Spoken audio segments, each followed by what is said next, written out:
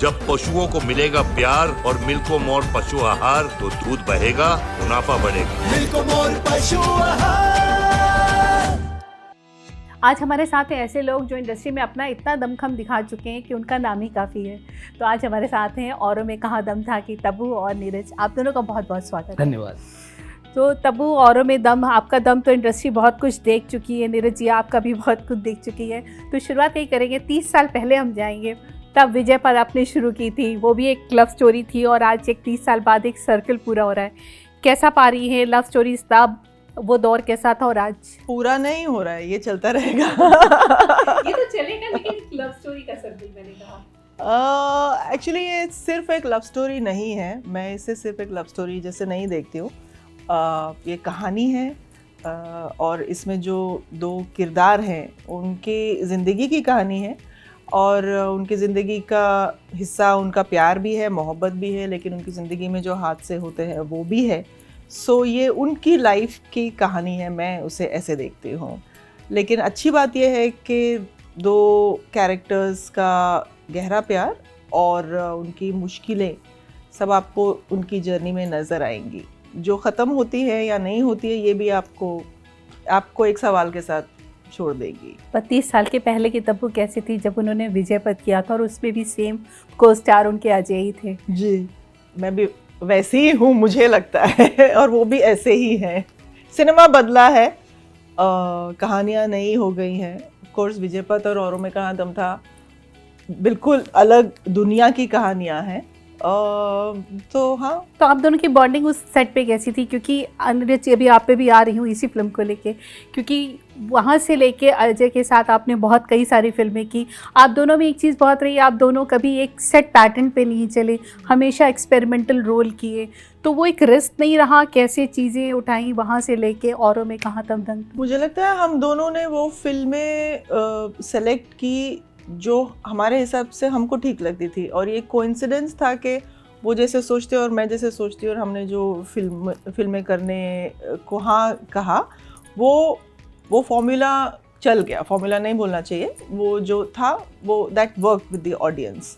So I think वही है कि ऑडियंस हमको देखना पसंद करती है। बिल्कुल बिल्कुल, बहुत पसंद करती है। तो नीरज जी, आप तो चाणक्य बना रहे थे अजय के साथ, फिर ये लव स्टोरी बीच में कहाँ से आ गई? वो चाणक्य मैंने आपसे लास्ट टाइम भी कहा था, we had to put it on the back burner because of lot of reasons. Post covid world में उस तरह का प्रोजेक्ट जो है सेटअप करना was not getting conducive, cost etcetera. तो we kept it on hold for that moment, and तब शायद हम दोनों को ये गिल्ट था कि हमने काफ़ी टाइम जो है वो इन्वेस्ट किया हुआ है प्रोजेक्ट में, और फिल्म नहीं बन रही तो एक फिल्म बना लेते हैं। सो वहीं से बातचीत शुरू हुई, and then I had this story. एक कहानी थी जो मैंने देन आई रोट इट, और फिर इन दोनों को सुनाया गया। फिर आपकी कहानियाँ मोस्टली रियल स्टोरीज या किसी नॉवेल या स्टोरी से इंस्पायर्ड होती हैं, स्पाई वर्ल्ड होता है, क्राइम होती है। इस बार लव स्टोरी का चार्म कब से था, और वो 90s का दौर क्या था जब आप सिनेमा में आ रहे थे? तब सिनेमा में लव स्टोरीज़ को लेके चीज़ें क्या थी? Love stories will always be there as a genre. वो एक फेज़ आता है, यहाँ भी कुछ फेज़ ऐसा चल रहा था लास्ट 2-3 साल में जहाँ हमने इस तरह की कहानी नहीं देखी है, या फिर कह लीजिए काफ़ी समय से नहीं देखी है। बट ये सब साइक्लिक है। एक समय का भी एक रिक्वायरमेंट होता है, एक ट्रेंड होता है। आज कुछ चल रहा है तो मतलब भेड़ चाल तो बहुत ही कॉमन है हमारे इंडस्ट्री में। अगर एक चीज़ चल गई तो आपको 10 लोग मिलेंगे जो वैसी चीज़ बनाने को राज़ी हो जाते हैं। तो इन सब का जो है समावेश है। आप कोई विकल्प ढूंढते हैं, हमारे पास ये विकल्प था, हमने औरों में कहाँ दम था बनाया, बस यही है। लेकिन जैसे आपने कहा पोस्ट कोविड बहुत सारी चीज़ें बदली, हमारे यहाँ सिनेमा भी काफ़ी बदला है, कहना चाहिए। क्या वाकई बदल पाया है, या अभी और बदलने की? जिस तरीके से बॉक्स ऑफिस नहीं चल रहे, तब उसमें एक एक्सेप्शन है जिन्होंने कई हिट फिल्में दी, आपके शोज़ काफ़ी हिट रहे, यू आर द एक्सेप्शन। तो वो चीज़ें आपको क्या लगता है सिनेमा कहाँ पे अभी चीज़ें बदलने की बहुत ज़रूरत है? क्योंकि कोविड के बाद हमारा इंटरनेशनल कंटेंट बहुत ज़्यादा एक्सपोजर हुआ, उसका भी इम्पैक्ट ऑडियंस पे बहुत हुआ है। बदलाव तो आप रोक भी नहीं सकते ना, मतलब it's an ever changing industry. तो सब यही तलाशने की ज़िद पे हैं कि भाई कुछ मिल जाए, कुछ ऐसा फॉर्मूला, लेकिन होता नहीं है। आप एक फिल्म शुरू करते हैं, उसकी 1.5-2 साल की जर्नी होती है, 2 साल बाद क्या चलने वाला है क्या नहीं चलने वाला है ये कहना बहुत मुश्किल है। तो हम लोग I can speak for ourselves that we try and choose subjects जो पोटेंट हो, जो सरवाइव कर जाए 2 साल 3 साल की जर्नी, और जो ऑडियंसेस को पसंद है। बिल्कुल। तो तब्बू, आपके लिए तो कहा जाता है कि जब रोल ऑफर होते हैं तो काफ़ी लोग, बाकी लोग तो सोचते रह जाते हैं, आप बाजी मार ले जाती है क्योंकि आप बहुत जल्दी चीज़ें समझ लेती है। तो वो क्या चीज़ें हैं जो तब्बू को मतलब सबसे पहले समझ में आ जाती है कि हाँ यार ये वर्क करेगा? पता नहीं, आई थिंक उसको डाइसेक्ट करना बहुत मुश्किल है, लेकिन आपका एक एक्सपीरियंस भी होता है, आपकी समझ होती है, आपका एक एस्पिरेशन होता है, आपकी प्रायोरिटीज़ होती है, आप जिस तरह से काम करते हैं, आपकी एक दुनिया के बारे में समझ होती है और सिनेमा के बारे में, आपके बिजनेस के बारे में जो समझ होती है, उन सब चीज़ों का एक मिश्रण जो होता है उसको आप लेके आप अपना डिसीजन, अपना फैसला ले लेते हैं। और ऑफ कोर्स कहानी और कैरेक्टर मेरे लिए बहुत ज़रूरी है कि वो मुझे समझ में आता है या नहीं। ऐसा नहीं कि मतलब चाहे वो छोटा हो बड़ा हो, मुझे लगना चाहिए कि रेलेवेंट होगा, मुझे अच्छा लगेगा करने में। और हाँ, ये सब आई थिंक जैसे क्रिएटिव लोगों की एक क्राइटेरिया वो लोग फॉलो करते हैं कि अच्छा लगेगा काम करके, मज़ा आएगा, ये कुछ अलग होगा, मेरे पिछले एक्सपीरियंस से शायद अलग होगा। आप इस उम्मीद से ही हर चीज़ शुरू करते हैं कि ये कुछ अच्छा होगा, मतलब मेरी ग्रोथ होगी इसमें या कुछ अलग एक्सपीरियंस होगा। सो ये सब चीज़ें सोच के हाँ कर देते हैं। बिल्कुल। लेकिन यहाँ पे भी आपका कैरेक्टर थोड़ा इंटेंस दिख रहा है। इंटेंस कैरेक्टर कहना चाहिए, कहीं ना कहीं आपने बहुत ज़्यादा किए हैं। तो एक ट्रबल्ड वोमेन वाले रोलों ने आपको क्या सिखाया है? उनसे कभी कुछ ऐसी चीज़ें रही, बहुत चीज़ें सिखा भी जाती हैं जब आपके लिए क्या लर्निंग रही उन कैरेक्टर्स की? लर्निंग तो ये रही कि ये कहानियाँ जो हमने दिखाई हैं या जो हम दिखाते हैं, डेफिनेटली वो कैरेक्टर्स कहीं ना कहीं दुनिया में भी एग्जिस्ट करते होंगे और करते रहेंगे। तो आपको दुनिया के बारे में भी आपकी कुछ समझ शायद बढ़ जाती है, आपकी शायद अपने बारे में भी कुछ समझ बढ़ जाती है, आपके इमोशंस के बारे में। या मुझे नहीं लगता है कि आसान है कैरेक्टर से रिलेट कर पाना, क्योंकि आपकी जर्नी ज़िंदगी की बहुत अलग है। सिनेमा एक मेक बिलीव चीज़ है, लेकिन कुछ फिल्में ऐसी होती है जिनसे आपकी सोसाइटी के बारे में या किसी कल्चर के बारे में या किसी ख़ास अनडिफाइंड रिश्ते के बारे में आपको शायद समझ आ जाए, तो ये गिव एंड टेक है। आप सीखते हो कैरेक्टर्स से, कैरेक्टर्स फिर आप उन्हीं कैरेक्टर्स को वही सीख अगली बार दे पाते हैं। आप अपने डायरेक्टर से सीखते हैं, आप अपने को एक्टर से सीखते हैं, आप उन जगहों से सीखते हैं जहाँ आप शूटिंग करने जाते हैं। तो बहुत ही इंटरेस्टिंग जर्नी होती है आई थिंक एक एक्टर की, अगर आप उसे अपनी ग्रोथ के लिए इस्तेमाल करें तो। लेकिन आई थिंक सबसे इंटरेस्टिंग पार्ट ये है कि आप नए लोगों के साथ काम करते हैं, आप नए लोगों की सोच आपको देखने के लिए मिलती है। जैसे औरों में कहाँ दम था, एक अलग लेंस से अलग, हर डायरेक्टर एक अलग लेंस से प्यार को देखता है, रिश्तों को देखता है, तो वो आपकी खुद ग्रोथ में आई थिंक इजाफा करती है। तो नीरज, औरों में कहाँ दम था का कहाँ से आइडिया था? क्योंकि आपकी कहानियाँ तो जैसे मैंने भी कहा रियल स्टोरीज़ या ऐसी जगहों से आती हैं जो हमने बहुत कम सुनी होती हैं, बहुत इंस्पायरिंग होती कहीं ना कहीं। तो ये कहाँ से मिली और इससे क्या वाकई कुछ लोगों को मिलेगा, कुछ टेक ओवर रहेगा उनका, कुछ इंस्पायरिंग होगी? आप ये कहाँ से आया? Something like this has been a part of my growing up in Calcutta. So एक हद तक I will have to give credit to my place of birth and my growing up years, because there's something that had happened over there which stayed with me for a very long time, and I never knew that it would turn into a story और एक दिन मतलब एक script लिखूंगा और उससे This film, Neeraj? Yeah. Really? Yeah. So आपका जवाब यही है कि मतलब I'll have to credit my place of birth which is Calcutta for this. okay. क्या था, कुछ बता पाए? इन अ सेंस नहीं बता नहीं पाऊंगा क्योंकि फिल्म आपने देखनी है अभी आप देखेंगी तो आपको समझ में आ जाएगा, बट या आई मीन मतलब कहीं ना कहीं रियल चीज़ें आपको से स्टिक रही जाती film. In fact, it was not there on the script that I gave it to you, but when I started writing it, the first page of the script after the title was some parts of the story are true, the impossible parts was the quote that I had written, and but then of course it's there in the film also. We are putting it in. पर इसका नाम बहुत दिनों बाद आपने मेरे ख्याल से फाइनल किया है. स्क्रिप्ट एक्चुअली नाम रहता था, but you don't want to announce it till the time it gets registered and all that. उसका अपना एक प्रोसेस होता है. So it was already there in my head that I will call this film. तब बहुत सारे actresses का कहना है कि इंडस्ट्री में जब आप 30+ हो जाते हो तो आपके पास बेहतर रोल करने के मौके ज़्यादा होते हैं, आप रिस्क ज़्यादा ले पाते हो. लेकिन आप तो शुरू से वही रही, तो क्या कहना चाहेंगी रिस्क लेने के लिए? मतलब नहीं है मेरे करियर ग्राफ में. आप तो बेस्ट हो, आप तो बेस्ट हो भाई, आप तो बेस्ट हो. आपके लिए चेंज कहना तो बहुत छोटी चीज़ है. वो बहुत छोटी चीज़ है अगर मैं चेंज कहूँ तो. वो तो बेस्ट है. आपने शुरू से लेके जो किया है वो तो एक ग्राफ ऐसा है कि आप उसकी तारीफ करेंगे या आप कुछ कह ही नहीं सकते. अरे नहीं, मैंने अपना बेस्ट करने की कोशिश की है बस. बिल्कुल. लेकिन वो एक जो रिस्क फैक्टर होता है जो लोग एज से जोड़ते हैं, या कह लीजिए OTT आ गया उसने एक दे दिया, पहले तो OTT भी नहीं था, तो ये चीज़ें क्या, इनको आप कैसे डिफाइन करेंगे? आई थिंक आप जैसे हो एज अ पर्सन, आपको क्या अच्छा लगता है, आपको क्या इंस्पायर करता है, आपकी सर्च क्या है ज़िंदगी में, आई थिंक वो बहुत हद तक आपके करियर चॉइसेस को डिफ़ाइन करती हैं. मेरा मानना ये है.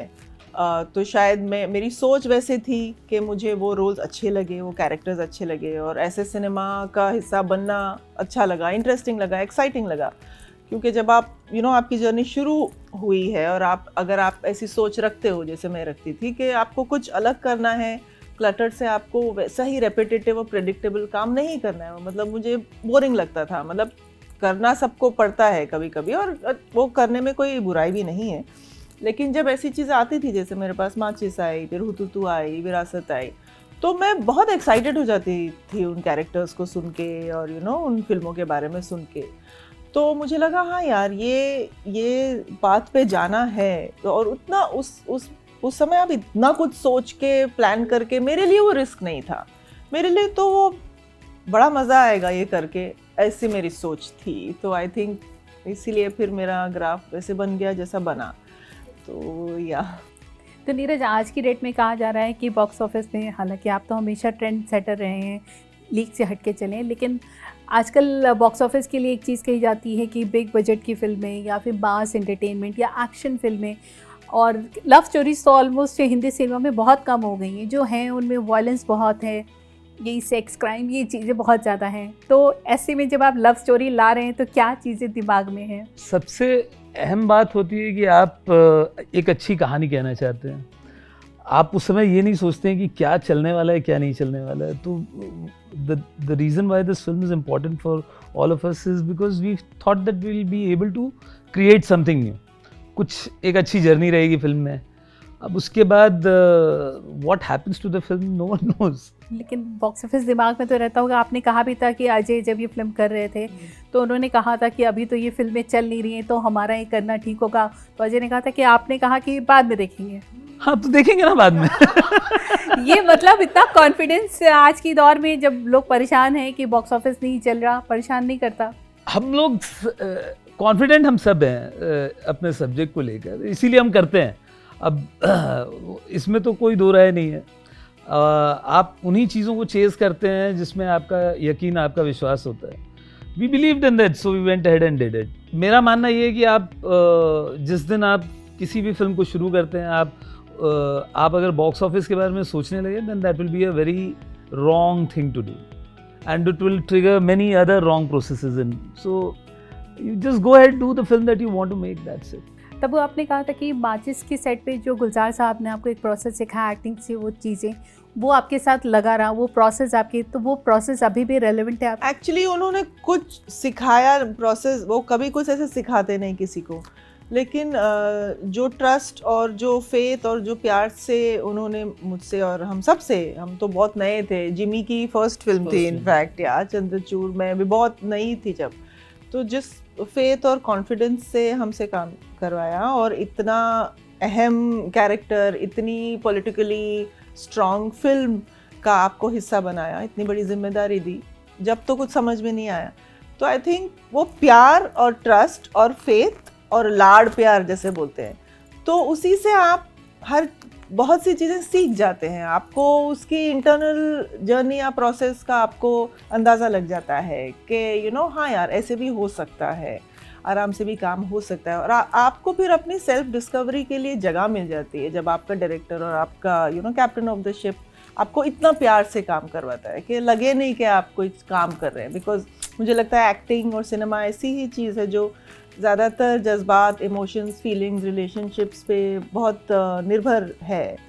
तो वो ही फिर मुझे कॉन्फिडेंस आ गया अपने आप पे, अपने क्रिएटिव प्रोसेस पे, क्योंकि उन्होंने मुझे बिल्कुल खुली छूट दे दी थी। तो नीरज, आजकल बात हो रही है कि बहुत ज़्यादा चर्चा का विषय है कि फिल्म का बजट, स्टार्स का एंटूरेज, ये निर्माताओं पे एक बहुत ज़्यादा बोझ बढ़ा रहा है। शीतल का क्वेश्चन है।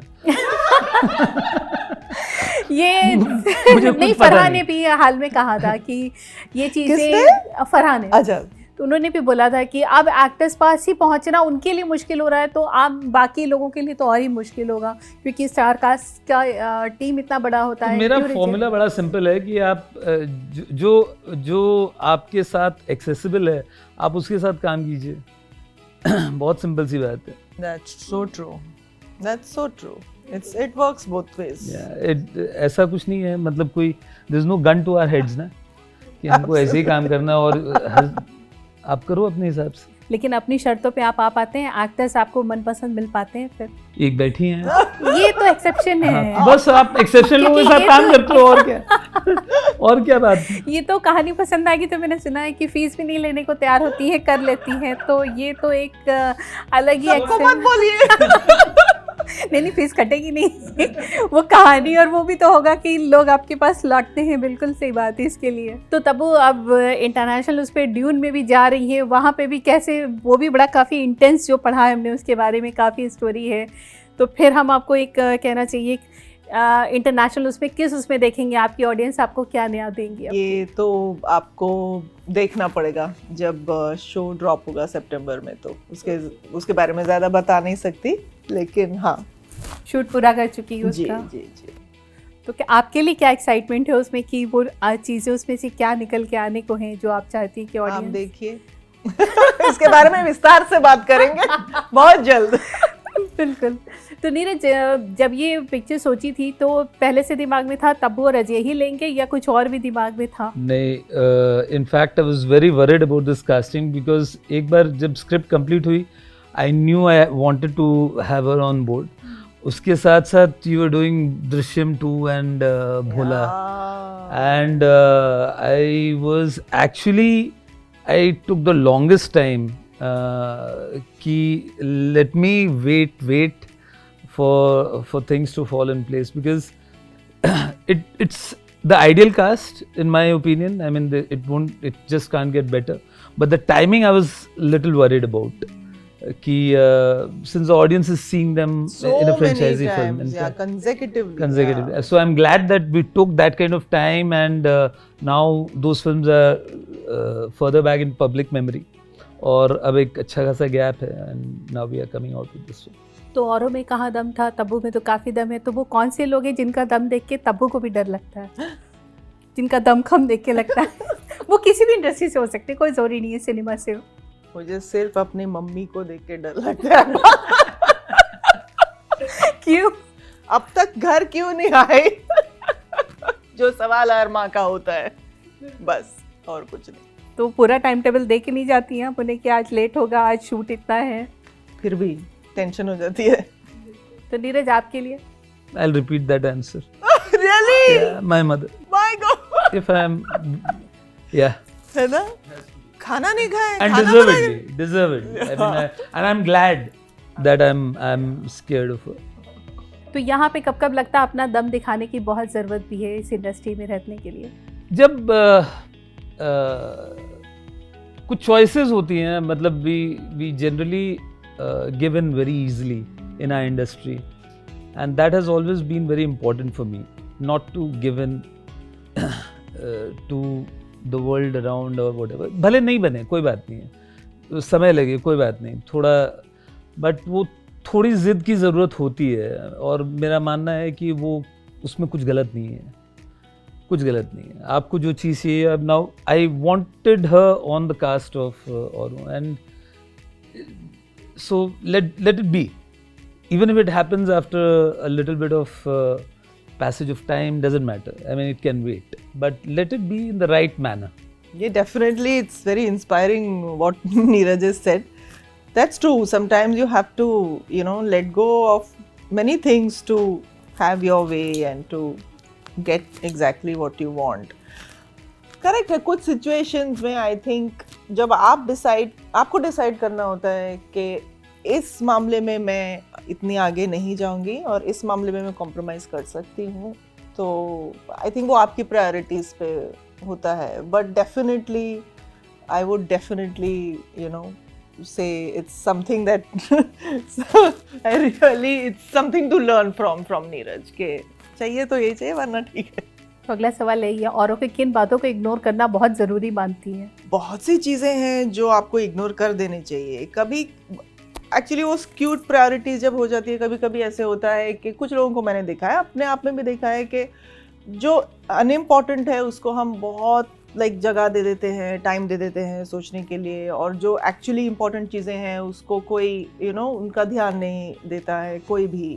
तो मुझे लगता है हमको भी और पूरी दुनिया में भी एक बार हमको वो प्रायोरिटी समझ में आ जाए कि भैया किन चीज़ों को इग्नोर करने में समझदारी है और किन चीज़ों को बिल्कुल भी नहीं इग्नोर करना चाहिए. वो आई थिंक आप सीखते ही ज़िंदगी में सीखते हैं. But as an industry and as a profession I think मुझे लगता है कि कलेक्टिवली लोगों को एक तो कंसेंसस पे पहुंचना चाहिए कि इसको इग्नोर कर देते हैं और इसको इम्पोर्टेंस देते हैं. तो वो सबकी अपनी जर्नी होती है.